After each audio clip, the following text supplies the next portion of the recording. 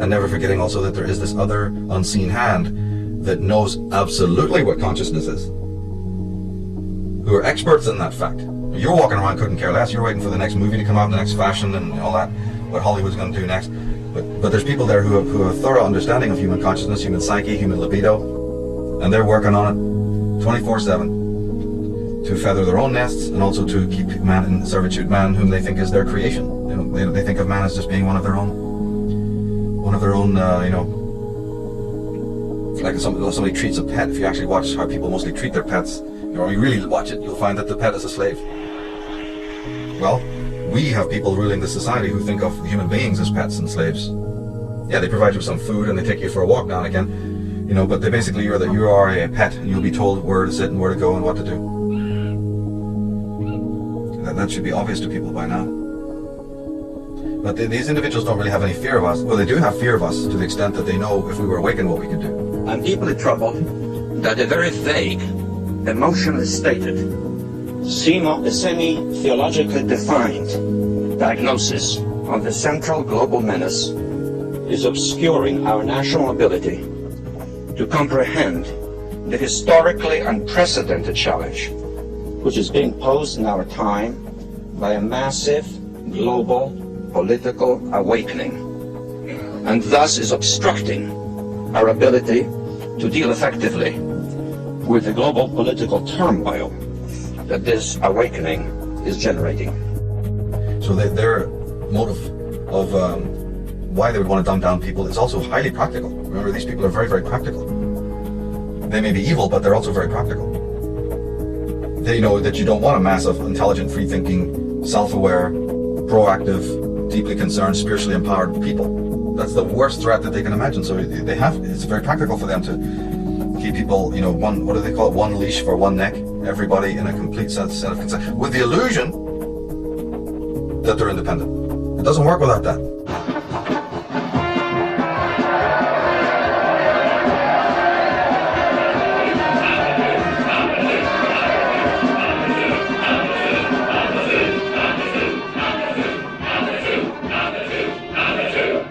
It looks like a unanimous majority. That has been worrying me.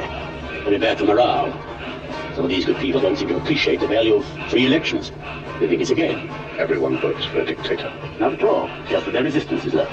Frankly, my dear fellow, you are just the sort of candidate we need. There is recently a lack of opposition in the matter of free elections. This is not good for our community and reflects an acceptance of things as they are. We know what we must do. What must we do? We are, however, fortunate to hang with us a recent recruit whose outlook is particularly militant and individualistic. Let us hope that he will not deny his duty to the community by refusing to take up the challenge. Good people, it is my pleasure to present to you the one and only number 6. I am not a number. I am a person. In some place, at some time, all of you held positions of a secret nature and had knowledge that was invaluable to an enemy. Like me, you are here to have that knowledge protected or extracted. That's the stuff to give them. Unlike me, many of you have accepted the situation of your imprisonment and will die here like rotten cabbages.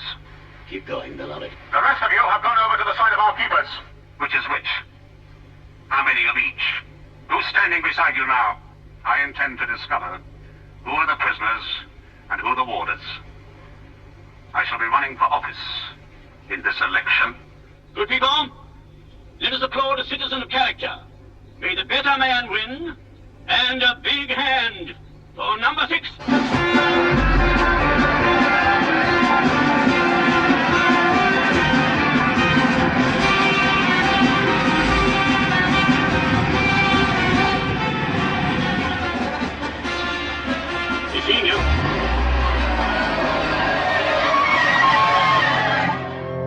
You must absolutely have the illusion of independence and self-determination. We have a problem then. We have a problem that to really, really be independent, to really be an individual, which in psychological terms is called individuation, that's difficult for most people. It's kind of tough. requires work. Requires, to think and act in moral ways, and that's just too much trouble. I wish it was a halfway, stage. So the media goes, well, there is. We'll sell you the fashion of independence. You can buy into this. You can be a goth, a punk, you can be straight, you can be gay, you can be macho. We'll sell you all sorts of images to decorate your inauthentic life. And that will pacify you, because there is a voice that's kind of screaming inside of you that you're not living an authentic life. We know that. We know that's a tough voice to live with. But you also can't really do anything about it because, you're lazy and you're weak. And you realize what you would have to sacrifice or lose if you really took the true moral way. The way of selfhood and the way of finding out who and what you are. We know that's difficult for you. So what we'll do is we'll manifest a bunch of simulacras. We have a whole industry creating false personas. But if you buy into that, and it's very easy to do that. I mean, it's just a matter of going down to the hairdresser and coloring your hair pink and wearing a couple of earrings and get a few tattoos and, having a big t-shirt with anarchy written on it. But you're the last person who even understands what true freedom and anarchy is. But don't worry about that. Well, the world is full of those kinds of people, isn't it? But do you see it as being any more free? If that was ever going to solve the world's problems, what happened in the 1960s when everybody was free, quote unquote? Where's the love now? Did it stop wars? Did it stop evil men ruling the world? Did it stop genocide? Did it stop the mutilation of animals and abattoirs? Tell me what one thing that the hippie movement or the punk movement of the 1970s achieved. Well, I'll tell you what they achieved. The leaders of the punk movement are living like pashas and maharajas in $1 million houses over there in Bel Air and also in Los Angeles. Billy Idol has a fleet of Harley Davidsons. That's what happened. That's what happened. But they're wearing a hammer and sickle. We're for the people. Peace and love, CND, all that shit. Utter nonsense. Utter nonsense. Maybe the man from within who's completely incognito, who's working within the system, suit and tie, never passing by on the street. Maybe those people will do more damage to the evil status quo than all those hordes screaming for reform, Because it's not just a mass of people label reading, running away into these inauthentic models. It's a small group of educated people, dedicated, passionate, absolutely zero tolerance for the lie, who are from all walks of life, who have spiritually, most importantly, that they're spiritually adept, that they understand the nature what knowledge is. They have reverence for knowledge. They're not just trying to gain knowledge. Anybody can do that. Gaining knowledge, well, God, the schools are full of it.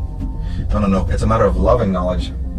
That's a big difference. Loving knowledge, understanding what knowledge is a whole different thing than gaining knowledge.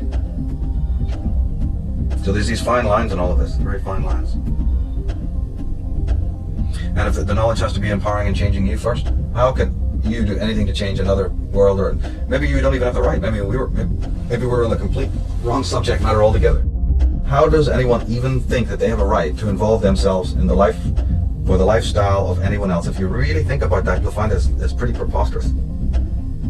But at the same time, you do have the right to fix your own life. That, at least we know, is an absolute. You have the absolute right to work on your life. You have the right to make any of the choices that you want to make. So then my work sort of really focuses on that and doesn't stray from that. If it is true that the Illuminati, the child molesting priests, the Templars, and all of these people, what would we think if it is proven or found out that each and every one of these people has the perfect right to do what they are doing? And that you, in fact, have really no right to tell them or anyone else what to do? What happens if that turns out to be the spiritual law? And that the only thing that you have the right to do is to change your own life, regardless of what anybody else is doing? Well, then we have a problem, because the whole world is running around doing exactly the opposite. Everyone's running around fixing all of these other people and waving placards and getting reforms and getting to change this and do that, or we'll lock you up. And society will go through these cycles in which you have a little bit of good, a little bit of bad, a little bit of dark, a little bit of light. And yet the real work is about you taking care of your own house, your own garden. And if everybody did that, unseen forces would come to aid. Man would, like Vernon Howard said, we can accept that God can become man to save man, but we can't accept that man can become God to save himself. It's one of the most powerful statements I've ever heard. And so what is that dependency in human beings that makes them refute that? Of course, we know that everyone listening to the sound of my voice is going to refute that. No, it's Jesus who's meant to do it. Muhammad, Allah, what are you talking? Well, that's all that humanist stuff. Man being his own God. Oh, satanic evil. So we already know that, that's not a common held theory. But wait a minute. What then is the motive that makes people refute that statement? Before we get into what they're into, you're a Christian. Why would you feel motivated to not accept that man is his own savior? I'm very interested in that. I'm very interested in as to why you, not the cult, not the clan, not your guru, why you would, have a problem with that? What's in your psychology that has made you, in the 20 years of your life, or the 25 years of your life, or the 40 years of your life, not have enough brain cells to realize, my God, that's the bottom line? Because in my opinion, if you don't accept that, you are an unsane person.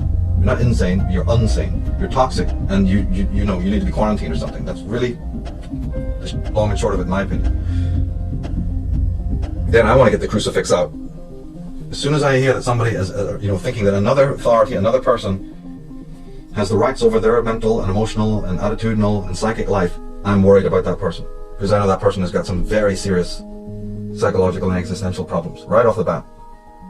Right off the bat.